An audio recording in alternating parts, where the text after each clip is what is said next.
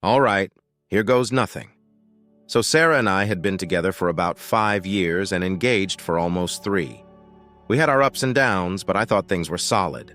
We had the wedding date set, everything was booked, and I was under the impression we were on the same page about it all. Turns out I couldn't have been more wrong. About 6 weeks ago, Sarah drops a bomb on me. She tells me she's going on this big trip to Europe with her old college friends. The kind of trip they'd been planning for a while. Some trip of a lifetime, she called it. Now I wasn't going to stop her from going on a vacation with her friends. I figured, sure, it'd be good for her. So I drove her to the airport, helped her with her bags, kissed her goodbye, and told her to have a great time. That's when she hit me with it. As we were walking to the security line, she casually drops the, "I think we need to take a break." Just like that. No conversation beforehand, no heads up, just a sudden, "Let's take a break." I was stunned. What did she mean, a break? I didn't even have time to process it before she was gone, waving goodbye as she disappeared into the crowd. I drove home in a daze. At first, I tried convincing myself that maybe she was just anxious about the trip and didn't mean it.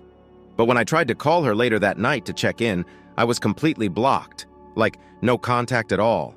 I couldn't text her, call her, and she had even blocked me on social media. That's when it hit me. This wasn't just some offhand comment. She really meant it. I gave it a few days, hoping she'd come to her senses and reach out. But nope, nothing. Silence. After 5 days of being completely ghosted, I'd had enough. I made up my mind then and there. The wedding was off. And honestly, I felt good about it. Why should I marry someone who thinks they can just walk out of the relationship whenever they feel like it? I wasn't about to wait around for her to decide if she still wanted to be with me. I canceled everything. The venue, the catering, the flowers, all of it. Then I took it a step further. Sarah had planned to move in with me in March after the wedding, but that wasn't happening anymore. Nope, she could figure out her living situation when she got back because she wasn't moving in with me. Weeks passed, and still, nothing from her. Not a single word. Then one day, completely out of the blue, I get a call from her. She must have used a different number because I didn't recognize it. She tells me she's getting back on Thursday and gives me her flight details like I'm supposed to care. She acts like everything's fine, like she didn't just ghost me for 6 weeks. I paused for a second and said, "What's that got to do with me?" The silence on the other end of the phone was pure gold. She didn't know how to respond. I didn't give her the chance either. I hung up and blocked her just like she did to me. I thought that was the end of it, but oh no. Things were just getting started.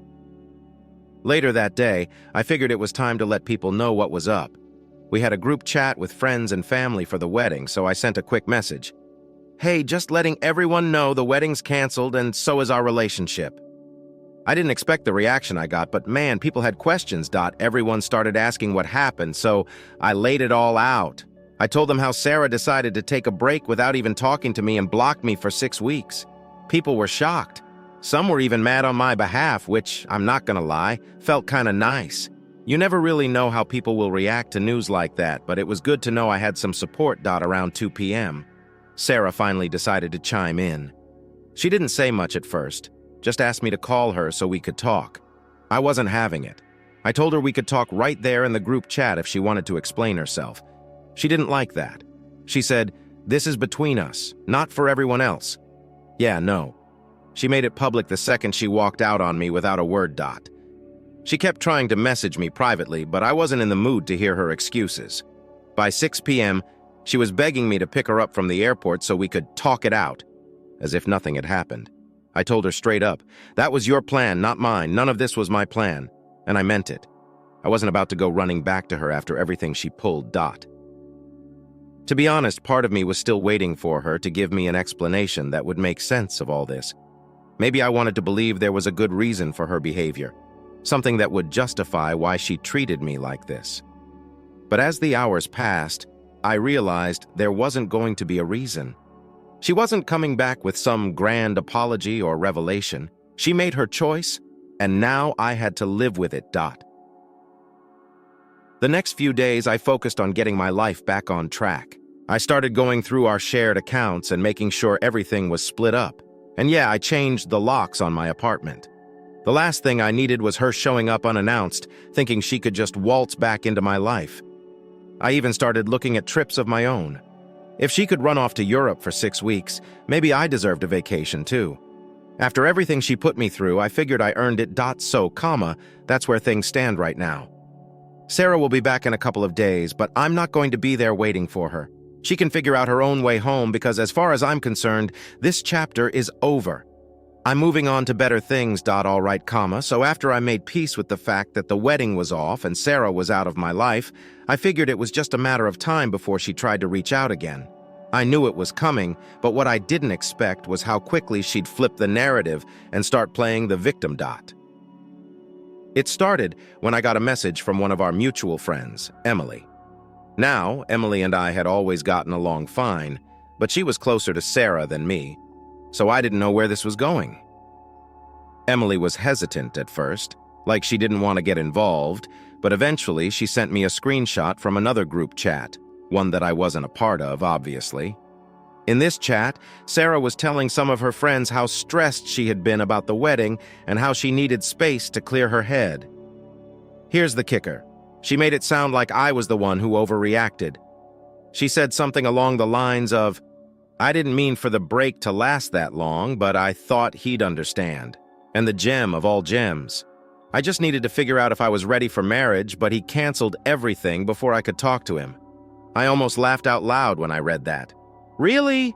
She blocks me on everything for 6 weeks and then acts like I'm the one who jumped the gun by calling off the wedding? My blood was boiling just reading the messages. It was clear she was spinning the story to make herself look like the victim, telling everyone that I was being irrational and that she didn't mean for things to get this out of hand. At that point, I knew I couldn't just let her keep running her mouth and making me look like the bad guy. I decided it was time to address this head-on. So I jumped into the main group chat, the one with all our close friends and family, the same one where I had announced the wedding cancellation. Everyone was still buzzing, trying to figure out what the hell had happened, so I figured it was time to clear the air. I posted a message saying, "Look, I just want everyone to know the truth. Sarah decided we were taking a break without talking to me, blocked me for 6 weeks, and now she's acting like this is some kind of misunderstanding. I canceled the wedding because I'm not going to sit around waiting for someone who doesn't respect me enough to have a conversation." Immediately, people started chiming in, offering support, and saying how messed up the whole situation was. It felt good to get my side of the story out there, and honestly, a lot of our friends seemed to be on my side. But Sarah? She stayed silent in the chat for a good hour or so after that. Then, finally, she popped in with some weak excuse about how she didn't think things would go this far and that she never meant to hurt anyone. Again, no real accountability, just trying to save face. One of my buddies, Jake, jumped in and called her out right there in front of everyone. He said, "Sarah, you can't just drop a break on someone and disappear for weeks and expect everything to be fine when you come back. That's not how relationships work." Honestly, I was relieved someone else said it because I was getting tired of defending myself at this point. Jake nailed it. This wasn't about a misunderstanding or wedding stress. This was about respect, or in Sarah's case, the complete lack of it. But here's where things got interesting. Sarah's friend Megan, who I always suspected was a bit shady, decided to back Sarah up. Megan starts saying how Sarah has been through a lot and how wedding pressure can really mess with your head. She was trying to make it sound like Sarah was the victim of stress and anxiety. I get it. Wedding planning can be stressful, but come on. That's not an excuse to block your fiancé for 6 weeks while you're off partying in Europe. Megan kept pushing, saying, "You should have given Sarah more time to process everything. Maybe you acted too quickly by canceling the wedding." That's when I lost it. I wasn't about to sit there and let someone who wasn't even part of the relationship try to tell me how I should have handled it. So I replied, "Megan, with all due respect, you don't know the half of it. This isn't about wedding stress. It's about the fact that Sarah blocked me, cut me off completely, and didn't bother to talk to me once during the whole trip. I tried to reach out, called, texted, everything. How much more time was I supposed to give her? Another 6 weeks? A year? If Sarah didn't want to be with me, she could have said that. But instead, she disappeared and expected me to just sit around waiting. That's not how it works." After I said that, the chat went quiet. I think everyone was starting to realize just how messed up the whole situation was. Even Megan didn't have much to say after that. A couple of days passed, and I thought maybe things would calm down, but, of course, that would have been too easy. I got a call from Sarah's sister, Rachel. Now, Rachel and I had always gotten along pretty well, so I figured she might be calling to check in or something, but as soon as I picked up, she jumped straight into it. "Why did you cancel the wedding without talking to Sarah first?" I was stunned. I didn't expect Rachel to take Sarah's side, especially after everything I told her. "Rachel," I said, "your sister blocked me. How was I supposed to talk to her when she literally cut me off?" Rachel didn't really have an answer for that, but she kept pushing, saying Sarah was heartbroken and that I should have waited for her to come back so we could talk things through.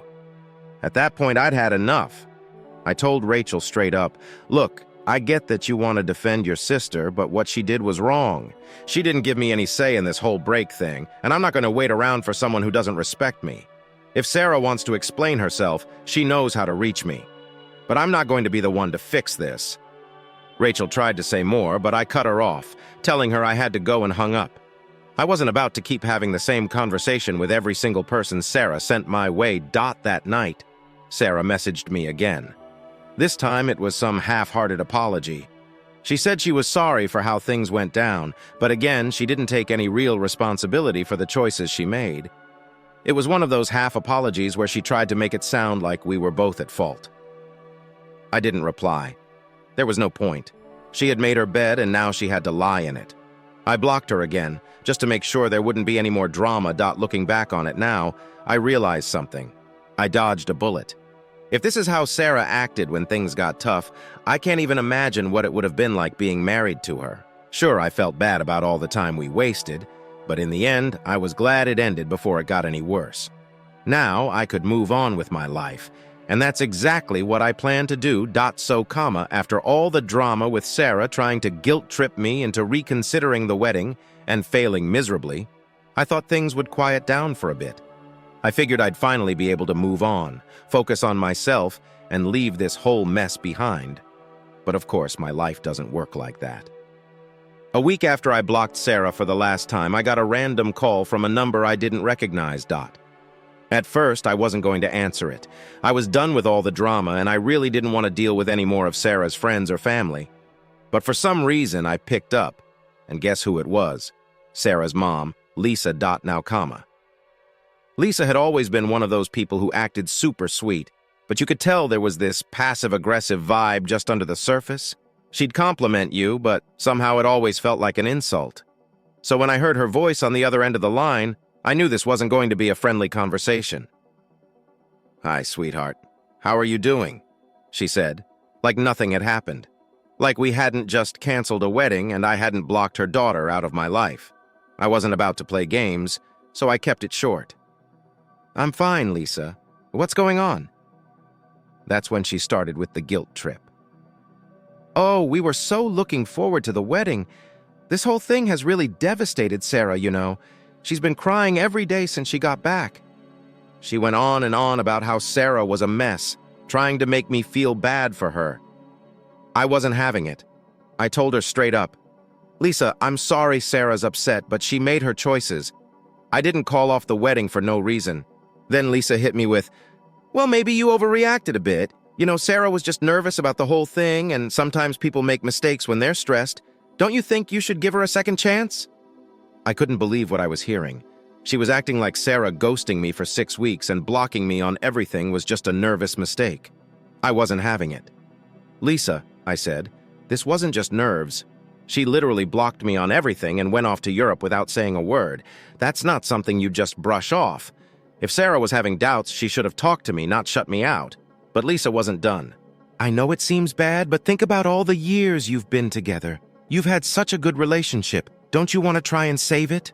I'm sure once Sarah explains everything, you'll understand." At this point, I was starting to get annoyed. It was clear Lisa wasn't listening to anything I was saying. She was so focused on getting me to take Sarah back that she wasn't considering how I felt in all of this. I took a deep breath, trying to stay calm, and said, "Lisa, with all due respect, Sarah had 6 weeks to reach out to me and she didn't. I've already made up my mind. The wedding is off and that's final." I thought that would be the end of it, but Lisa still wasn't done. "Well, if you won't talk to Sarah, at least come over for dinner so we can talk as a family. Maybe we can work through this together."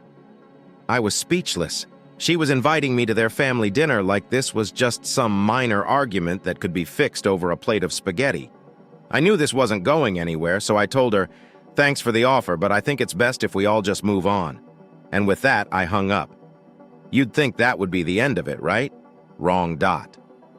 The next day, I got a message from Sarah's dad, Tom. Now let me tell you, Tom is one of those old-school guys who always thinks he's right. He never really liked me, but he tolerated me because Sarah and I were together. So when I saw his name pop up, I knew this wasn't going to be a friendly chat dot. He basically laid into me, saying I was throwing away a good thing and that I was ruining Sarah's life by not giving her a chance to explain herself. He even said, "Men don't act like this. You should be standing by your fiancée, not running at the first sign of trouble." That really pissed me off. I mean, I had stood by Sarah for years, and this is how I got treated in return? I didn't reply to Tom's message because I knew it would just turn into a pointless argument. And honestly, I was over it. But that wasn't the worst part. A couple of days later, I got another message from Sarah. This time, she used a different number to reach out. It was a long message, like multiple paragraphs long. She went on about how sorry she was for everything, how she didn't mean to hurt me, and how she realized she had made a mistake. She said she was confused about the wedding and needed time to think but didn't know how to tell me, so she panicked and blocked me. And then she dropped the big one. She still wanted to get married, yeah, you read that right. After all of this, after blocking me, ghosting me for 6 weeks and trying to spin the story in her favor, she still wanted to marry me.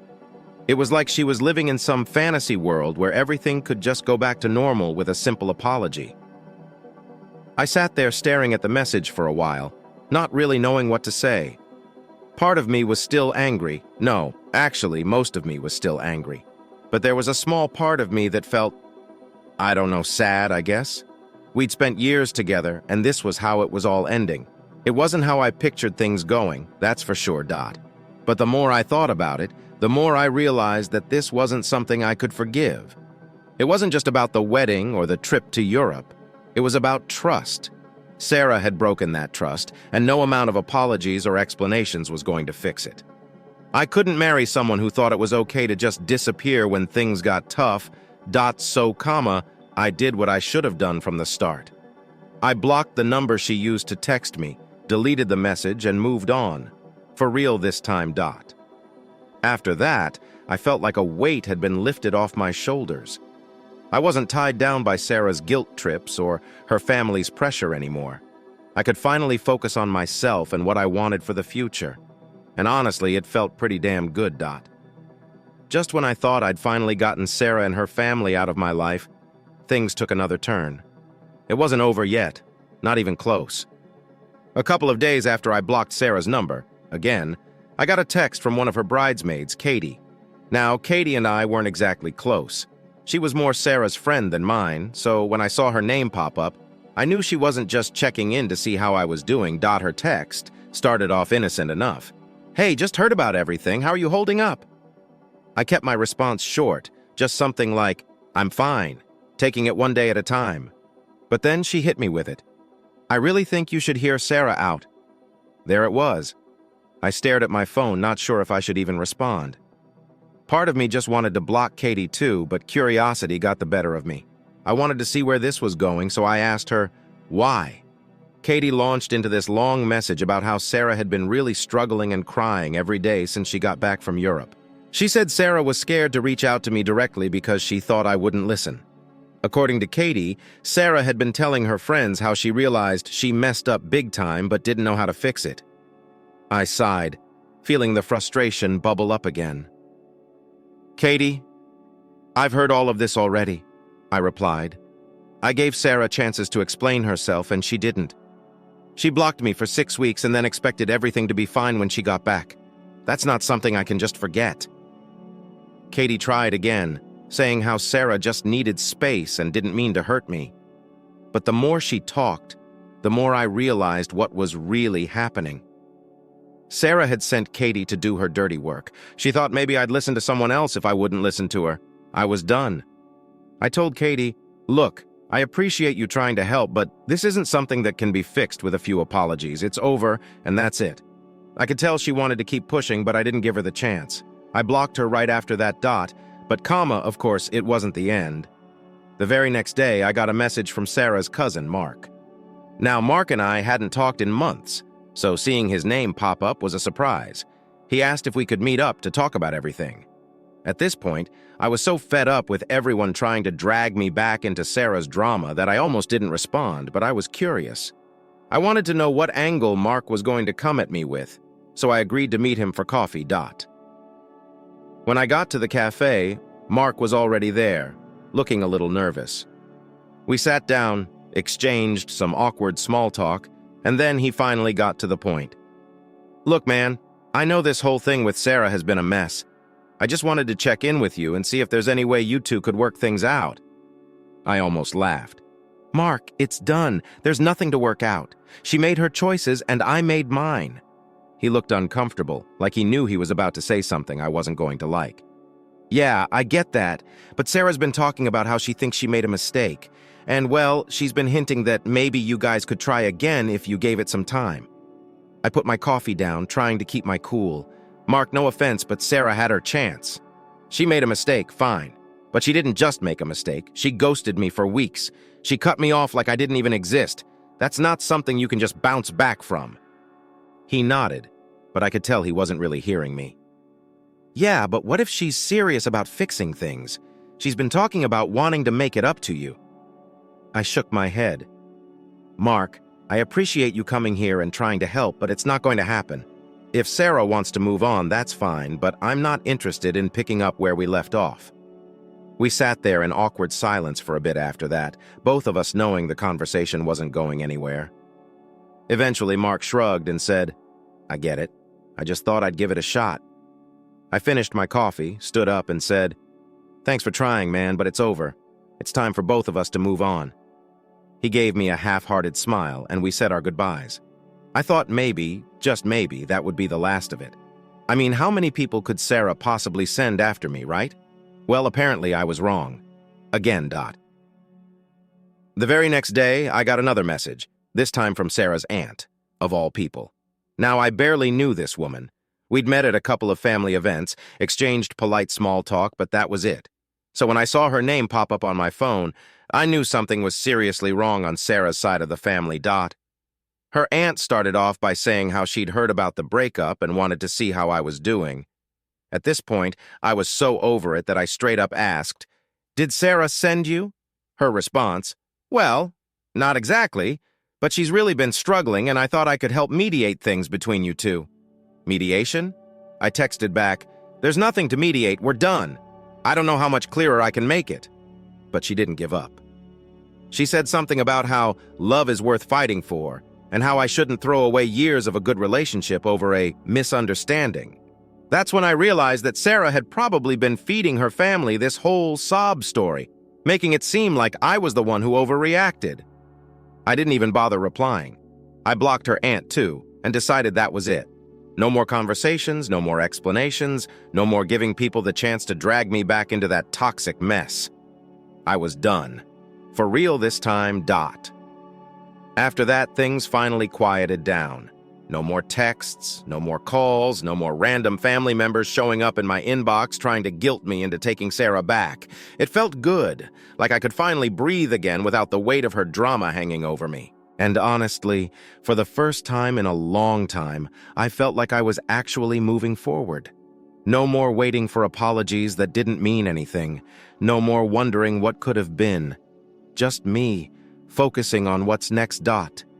And that's exactly what I needed.